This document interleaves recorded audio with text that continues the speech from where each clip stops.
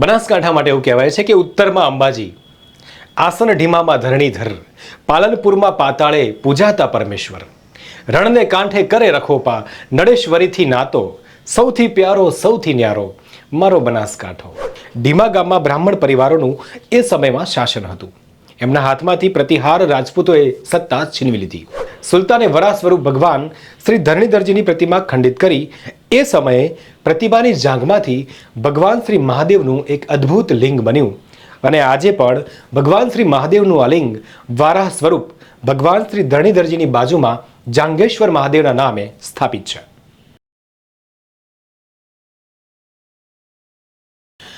નમસ્કાર દર્શક મિત્રો, દીવાદાંડી બાહુ પરેશ આપનું સ્વાગત કરું છું.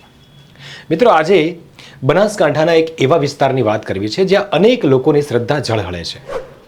શું તમે ક્યારેય કૃષ્ણને મૂછમાં જોયા છે? દર્શક મિત્રો, આવો સવાલ ક્યારે તમારા મગજમાં આવ્યો પણ છે ખરો?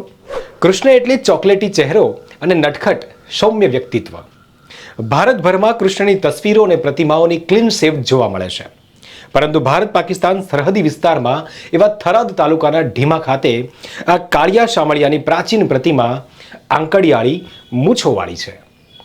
ભગવાનના અનેક અવતારોમાં વરાહ અવતારની આજે આપણે વાત કરવા જઈ રહ્યા છીએ. મિત્રો, ધરણીધરનો મતલબ શું?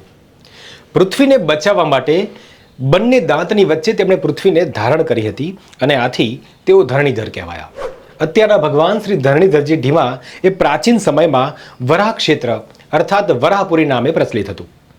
ભગવાન શ્રી ધરણીધરજીની એ સમયમાં અદ્ભુત અને ભવ્ય પ્રતિમા હતી. ઢીમા ગામમાં બ્રાહ્મણ પરિવારોનું એ સમયમાં શાસન હતું.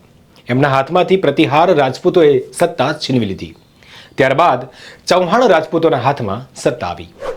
ઈસવીસન 1297માં સુલતાન અલાઉદ્દીન ખિલજીએ રાજસ્થાનના ભીનમાલ અને જાલોરને લૂંટીને પાટણ તરફ જતા રસ્તામાં આવતા તમામ હિન્દુ મંદિરોને ખંડિત કરતા ઢીમા આવ્યો અને ભગવાન શ્રી ધરણીધરજીની ભવ્ય પ્રતિમાને ખંડિત કરી અને ત્યાં બાજુમાં જ બિરાજમાન ઢીમણનાગજીના મંદિરમાં પણ હુમલો કર્યો. પરંતુ ભગવાનની કૃપા એવી ગણો કે આશીર્વાદ ગણો કે ભમરાના ટોળાઓએ આ ખિલજીની સેનાને ભગાડી દીધી અને તેઓ જીવ બચાવીને નાઠા.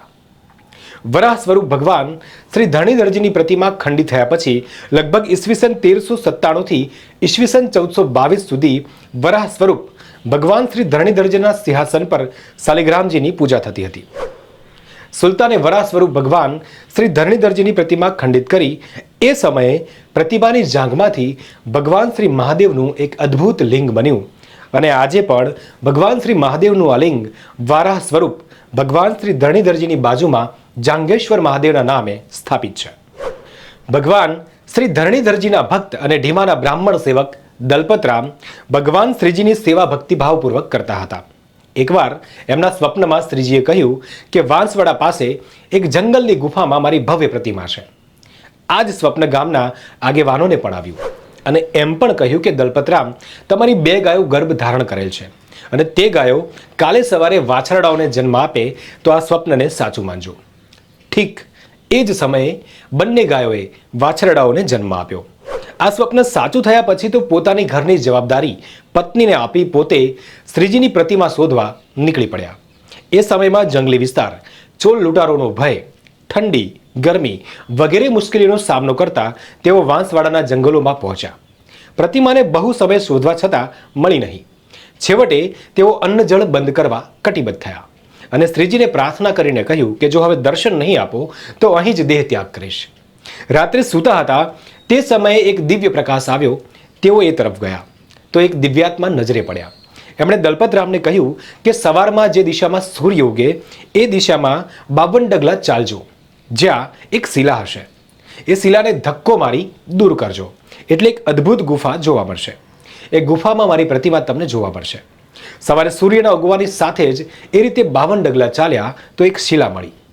તેને ખસેડવાથી એક ગુફા પણ મળી અને એ ગુફામાં એક ભવ્ય પ્રતિમા મળી. બાજુના ગામમાંથી બળદગાડાની વ્યવસ્થા કરી અને ઢીમા ગામે જવા નીકળી પડ્યા. ગદાધરજી થોડા જ દિવસોમાં ઢીમા પહોંચી ગયા. ગામ લોકોએ ધામધૂમથી તેમનું ભવ્ય સ્વાગત કર્યું. ત્યારબાદ વેદોના જાણકાર એવા બ્રાહ્મણોને બોલાવ્યા અને ભગવાન શ્રી ધરણીધરજીની પ્રતિષ્ઠા કરી. ભગવાનની પ્રતિષ્ઠા વિક્રમ સંવત 1477ના જ્યેષ્ઠ સુદ 11 એટલે કે નિર્જળા એકાદશીને મંગળવારના દિવસે ગર્ગ ગોત્રોત્પન્ન સેવક ગદાધાર દલપતરામના હસ્તક થઈ હોવાથી તે દિવસને પરમાત્માના પાટોત્સવનો દિવસ ગણીને મોટો મેળો ભરાય છે. હજારોની સંખ્યામાં યાત્રાળુઓ આવે છે. વ્યાપાર માટે દૂર દૂરથી વ્યાપારીઓ આવે છે અને બળદ વગેરેનો વ્યાપાર ચાલે છે. તેવો જ બીજો મેળો ફાગણ સુદ એકમ એટલે કે ધૂળેટીનો ભરાય છે.